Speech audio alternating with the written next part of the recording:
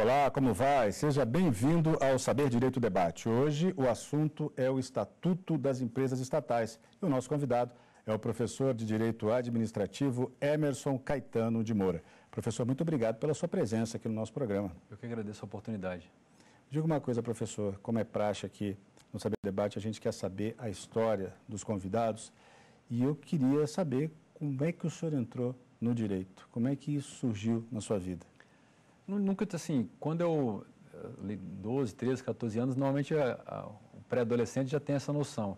Eu não tinha muito ainda, assim, eu fui começando a amadurecer essa ideia do direito ali depois dos 16 anos, que eu fui começando a ter uma noção. Por algum motivo em especial? Não, assim, porque assim, o motivo especial foi que dos 13 anos em diante, eu fui 12, 13 anos ali, eu era a menor aprendiz na Caixa Econômica Federal, que era antigamente office boy, né?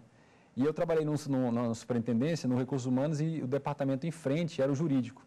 E, inclusive, a pessoa que mais impressionou no treinamento que a gente fez para formar era um dos diretores do jurídico, assim.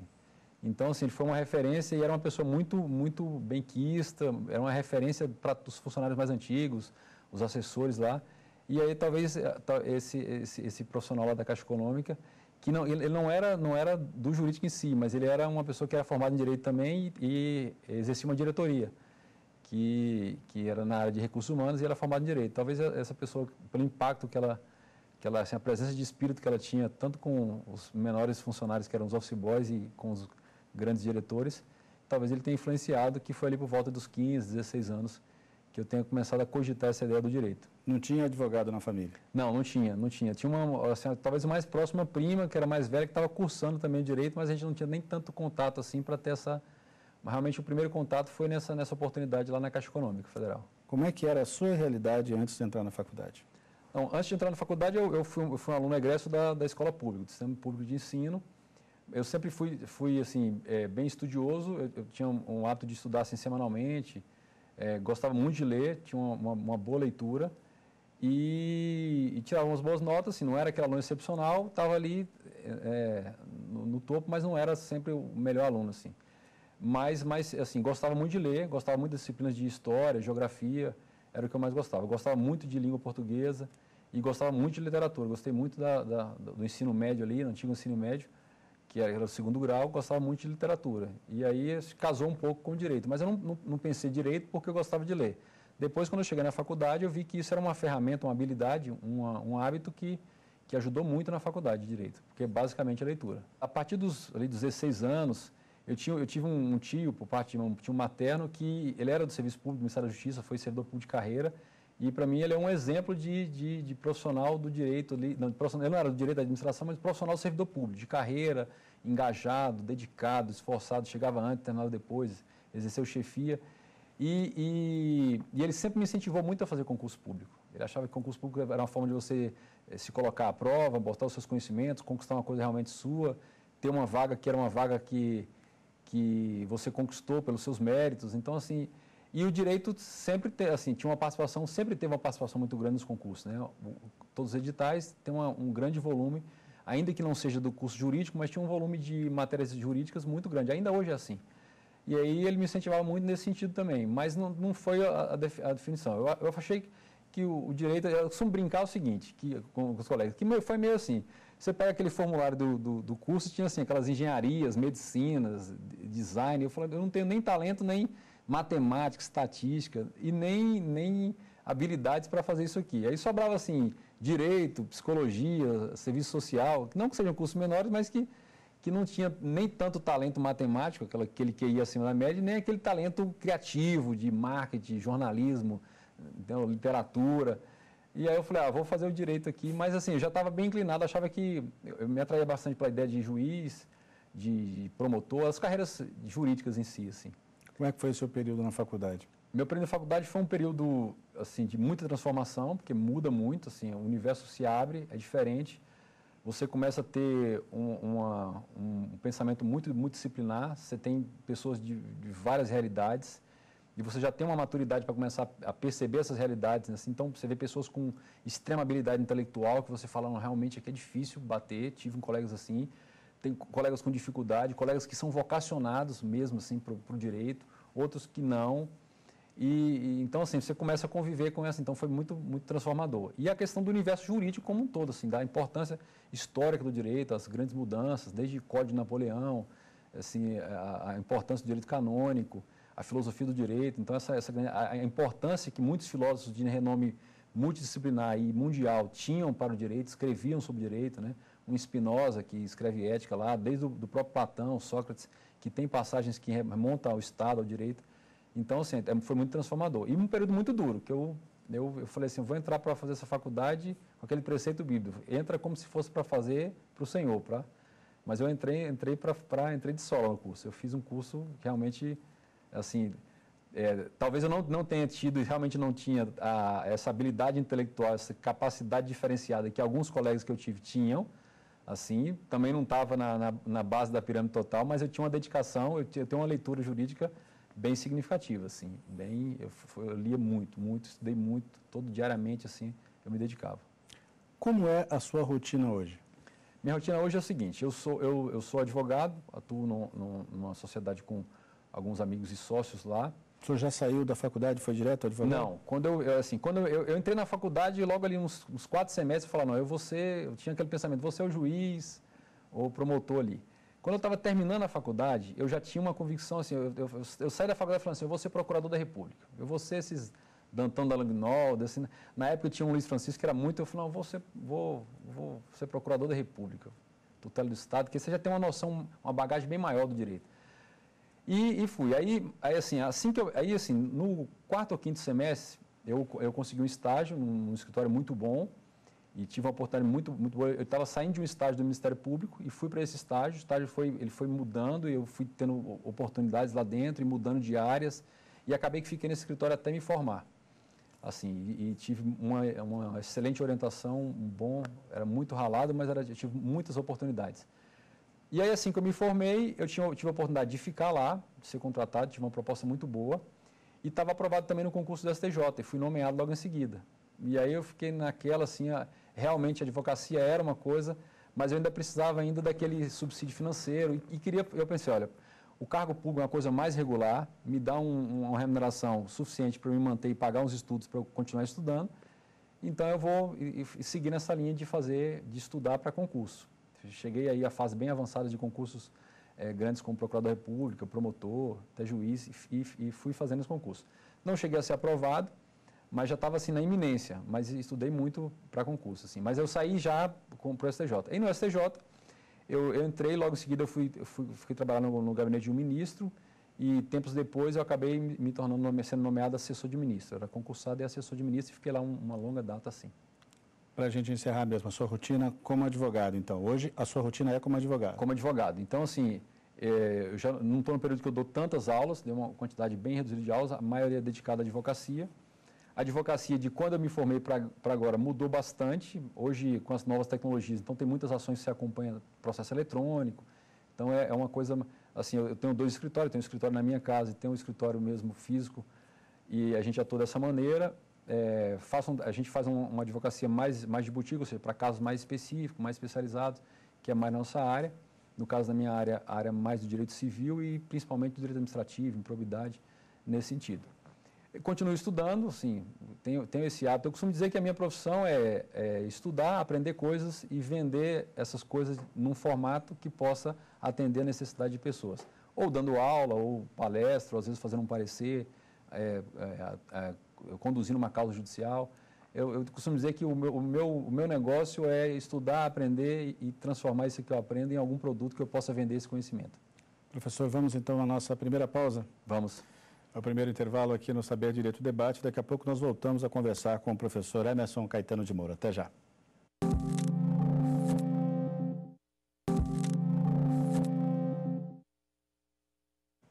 O Saber Direito Debate está de volta. Hoje a gente recebe o professor de Direito Administrativo Emerson Caetano de Moura e vamos falar sobre o Estatuto das Empresas Estatais. Professor, quando o senhor organizou esse curso que foi exibido ao longo da semana aqui na TV Justiça, o senhor teve qual objetivo?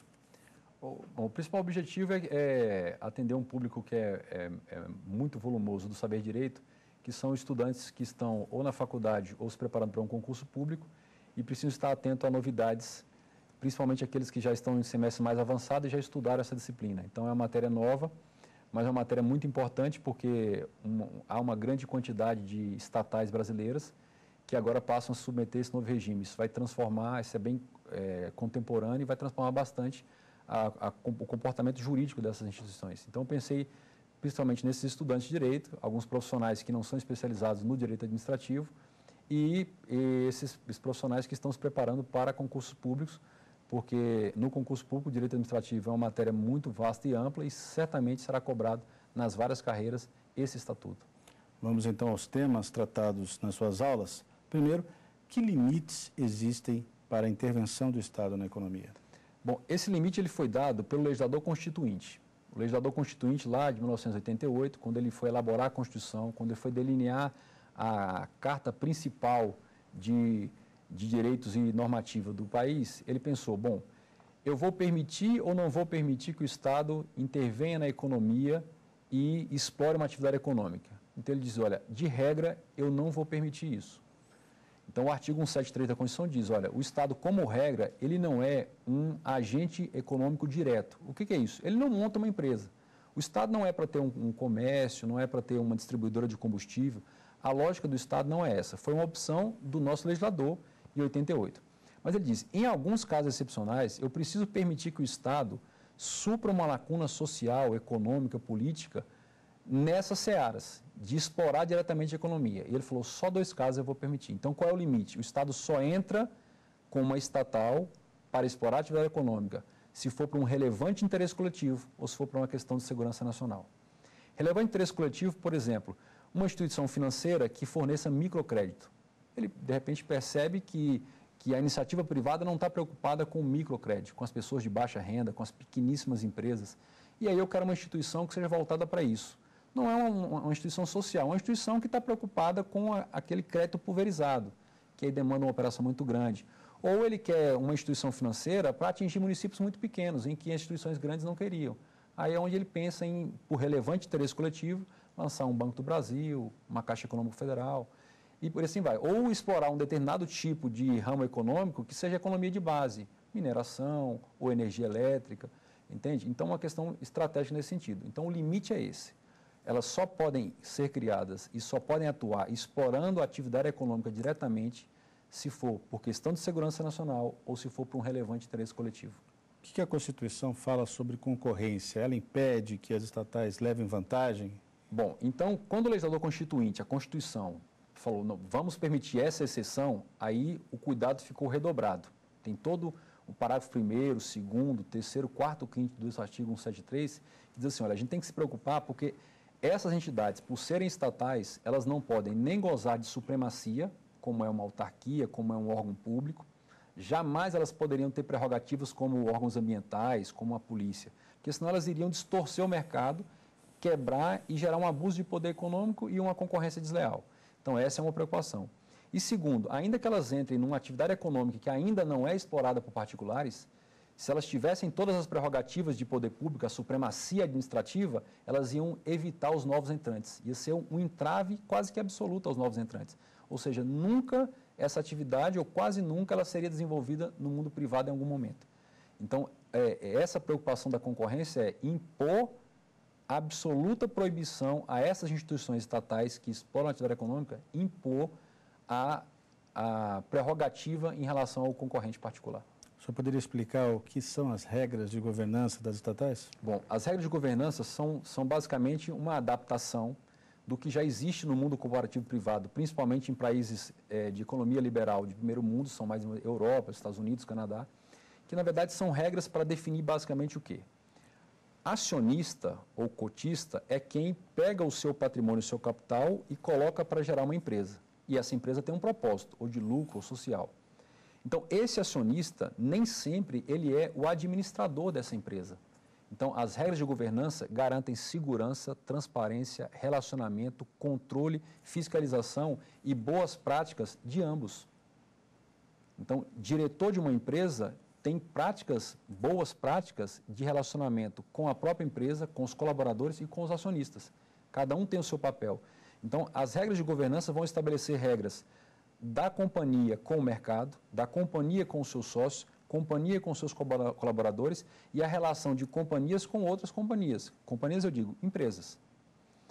Como eu estou tratando de uma empresa do setor público, esse relacionamento é uma prestação de conta, ou seja, é uma boa conduta para com a sociedade, para com o Estado que o controla, o poder público. Tem uma repercussão política, porque por mais que elas atuem na iniciativa privada, a indicação dos seus dirigentes vem de um desenvolvimento político. E tem também o relacionamento com o social, ou seja, você ser destratado por uma empresa meramente privada já é uma violação do direito do consumidor, mas você ser destratado numa empresa estatal, isso tem repercussões, implicações políticas, isso tem implicações sociais, isso tem uma repercussão na moralidade e na imagem do Estado. Então, as regras de governança tendem a definir boas práticas detalhadas para quem faz a gestão dessas empresas. As estatais que exploram alguma atividade econômica precisam respeitar o princípio da obrigatoriedade de licitação? Precisam. Então, o que é importante definir? Que por mais que elas atuem predominantemente pelo regime privado e por mais que elas atuem na iniciativa privada em regime de concorrência com algum particular, o dinheiro, o patrimônio, o capital que gerou essas instituições vieram dos recursos públicos. São receitas que vieram ou dos impostos ou das receitas originárias da operação do Estado e dali foram, por autorização legislativa, transferidas para essas companhias. Então, a forma como se contrata com esse valor, a forma como se gasta, se aplica, se investe, precisa seguir um procedimento de legalidade, para que a sociedade civil, os cidadãos, os indivíduos, tenham minimamente uma regra posta, prévia e conhecida de como que esse dinheiro público é gasto. Por mais que elas atuem na iniciativa privada, pelo menos na sua atividade meio, quando vão comprar uma mesa, vão comprar uma cadeira, vão comprar um equipamento qualquer, elas precisam seguir uma regra um pouco mais rígida de contratação, porque não se pode esquecer que a origem daquele dinheiro é um dinheiro que veio da sociedade, é um dinheiro do Estado. Então, elas precisam cumprir a obrigatoriedade de licitação. E a licitação é para isso, é para garantir transparência, segurança e lisura nesse procedimento de compra das instituições. Professor, vamos a mais um intervalo? Vamos. Saber Direito Debate faz mais uma pausa e volta daqui a pouquinho com o professor Emerson Caetano de Moura. Não saia daí.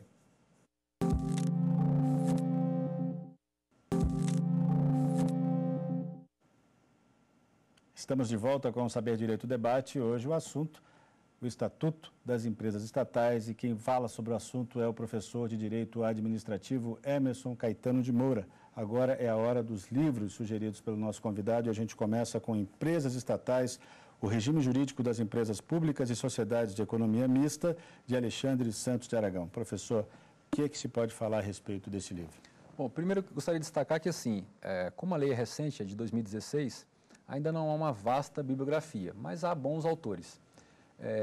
Eu não quis aqui de forma alguma criar injustiça em relação a outros, mas eu destaquei esses dois porque esse livro ele traz uma forma bem didática, o comentário aos vários artigos, usa uma linguagem mais simples, aí, como o nosso propósito do curso ajuda os estudantes de Direito e ajuda bastante também a quem está estudando para concurso, e traz um panorama bem completo do que seriam as primeiras interpretações, as primeiras visões do que será esse novo regime e do impacto que ele vai trazer dentro do cotidiano dessas empresas públicas, sociedade de economia mista e subsidiárias que exploram a atividade econômica.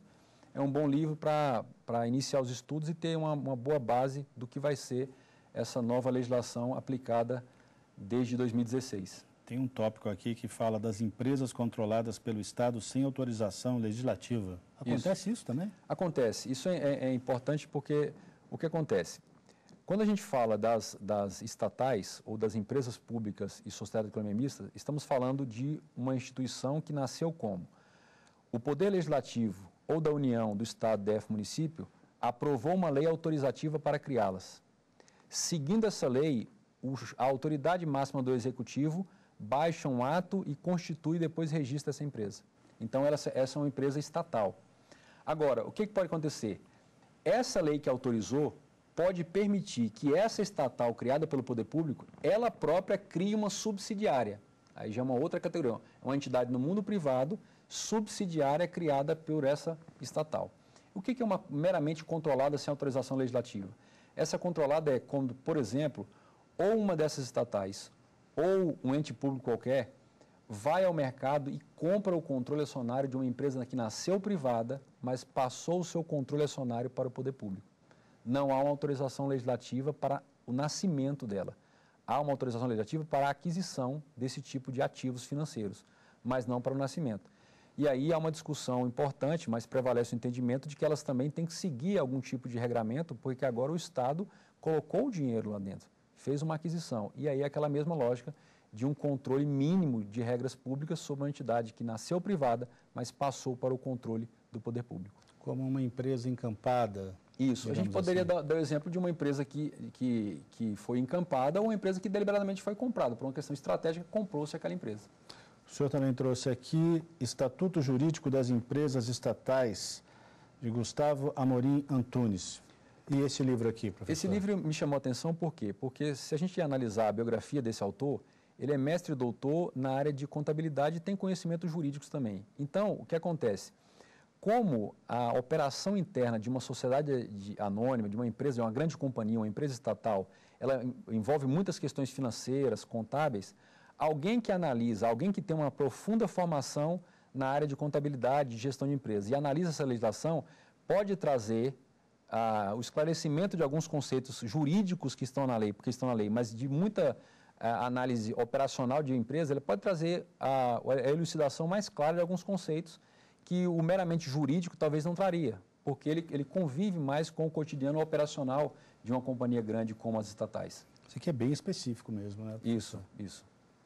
E bem técnico mesmo, estava vendo aqui, é quase um manual, né, de como funciona. Isso, né? Então assim, porque na verdade nós que somos do direito, a gente a não ser aqueles que atuam diretamente nos grandes departamentos jurídicos dessas estatais, a gente não tem uma noção de como é essa realidade fática operacional trazida pelo direito.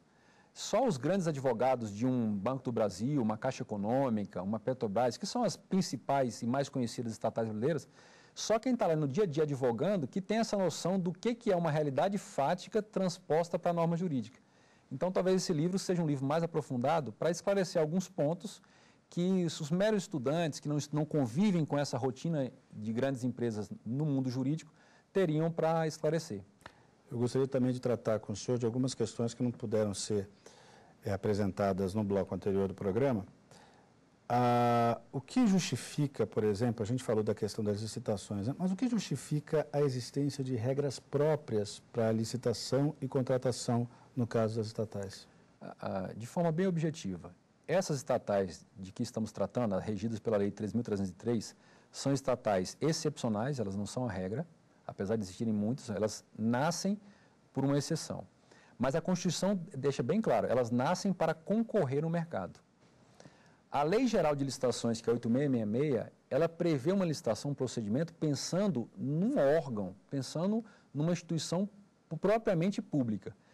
Essas instituições, como elas vão operar no mercado concorrendo, mas na sua atividade meio elas precisam licitar, as regras de licitações pensadas para um órgão não dão a eficiência competitiva que elas precisam. Vamos imaginar uma instituição financeira puramente privada. Ela precisa fazer uma alteração para implantar no seu aplicativo, no seu sistema online do banco, precisa implantar simplesmente um novo produto, um novo serviço. Ela liga para uma empresa qualquer e fala, desenvolva para mim. Ela desenvolve, daqui a 15, 20 dias está pronto, já está à disposição dos clientes. Uma instituição financeira estatal pública vai ter de licitar e aí verificar para disponibilizar, já está perdendo concorrência. Então, essas novas regras visam dar melhor eficiência qualitativa na hora de contratar esses profissionais e também maior celeridade na hora de adquirir esses produtos da operação meio para poder concorrer no mercado. Então, essa é a justificativa que o legislador previu para a existência de um estatuto próprio. Cadastramento e registro de preços. Qual é a natureza jurídica deles? O cadastramento e registro de preços, na verdade, o que é? É a formação de um banco de dados nas estruturas das estatais, para que elas tenham uma referência robusta, atualizada e adequada de como se pratica qualitativamente e quantitativamente, do ponto de vista de preços, essas operações de mercado, operações de fornecimento de serviços, execução de obras e fornecimento de bens. A partir desses cadastros e registros, ela vai ter melhores condições e maiores condições de fazer um bom julgamento da proposta, uma boa verificação de efetividade da proposta, se ela é adequada tecnicamente, quantitativamente, e para saber também se o preço cobrado é a prática de mercado. E, por último, ela vai ter mais condições de antemão ter conhecimento das inovações do mercado. Se aquele produto é o mais inovador, é o melhor custo-benefício, é o mais atual, se esse produto ou serviço é aquele que traz melhores resultados. Então, esse cadastro visa reunir tanto as condições do fornecedor como do seu produto, deixar arquivado na entidade e vai sendo mantido e atualizado. Professor, eu gostaria muito de agradecer pelo seu tempo, pelos esclarecimentos que o senhor nos trouxe nessa entrevista. Muito obrigado por ter vindo ao programa. Mais uma vez, eu agradeço a oportunidade, estou à disposição aí, sempre que possível, para esses mínimos esclarecimentos poder colaborar com o programa Saber Direito. A entrevista com o professor Emerson Caetano de Moura fica por aqui, mas você pode revê-la na internet, é só acessar tvjustiça.jus.br. Edições anteriores do programa também estão lá. Dúvidas, sugestões, envie um e-mail saberdireito@stf.jus.br. Muito obrigado pela companhia e até a próxima edição.